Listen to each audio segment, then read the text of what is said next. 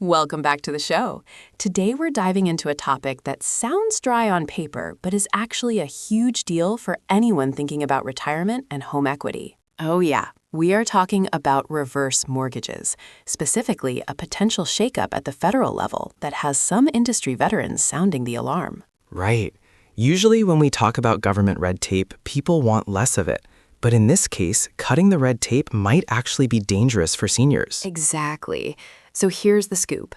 The U.S. Department of Housing and Urban Development, or HUD, put out a request for info back in October.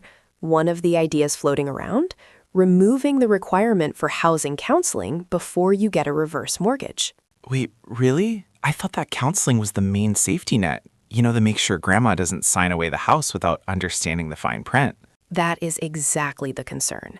And Peter M. Mazonis, the CEO of Net Equity, is pushing back hard. He sent a pretty intense letter to HUD saying, do not do this. Who is Peter Mazonis? Is he just some random guy in a suit? Definitely not. He's a 35-year veteran of the industry. Back when he was with Transamerica Home First, he actually helped initiate the first ever housing counseling program. So he's basically one of the architects of the safety system we have now. Yep. His LinkedIn bio is wild. He created the first jumbo private reverse mortgage company. The guy knows his stuff, and he says seniors are a protected class for a reason. Okay, let's back up. What does this counseling actually do? Is it just a lecture? It's more of a financial sanity check. Under current rules, a HUD-certified counselor sits down with the borrower. They review finances, explain how the loan eats into equity, and honestly assess if it's a good move. And they don't get the loan unless they get that certificate of completion, right? Correct. It's a barrier to entry, but a good one. It stops people from rushing into a complex financial product they don't understand. So if HUD removes this requirement, what does Mazonis think will happen? Chaos? Pretty much. He warned that it would open the door for deceptive marketing. He's talking about unregulated real estate investment contracts and risky lines of credit. Ah, the sharks start circling. Exactly. He called it an end-run strategy to prey on seniors who are desperate for cash.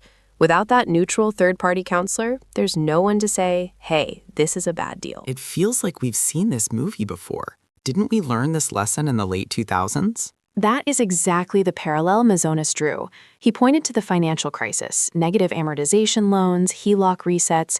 People's payments skyrocketed, and they lost their homes. And seniors are the most vulnerable to that.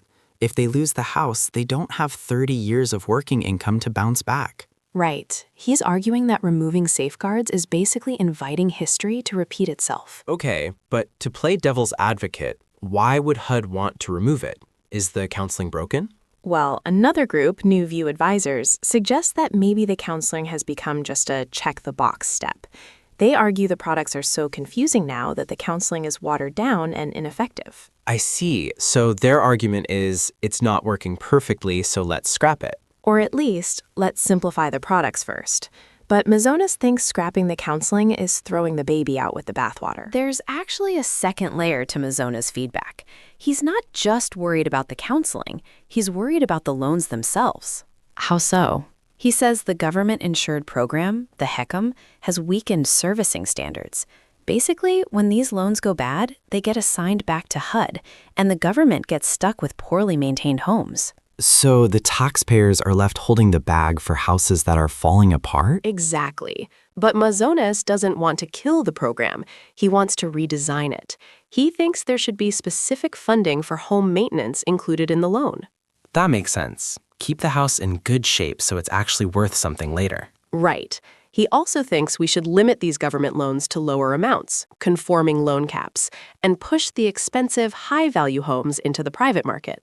Let the private sector take the risk on the mansions. So when do we find out what happens? Is this changing tomorrow? No, thankfully. HUD is still reviewing everything and isn't expected to announce a final decision until 2026. Okay, so there is time for the industry to fight it out. We'll keep an eye on it. Thanks for breaking that down. Anytime. Protect your equity, folks. See you next time.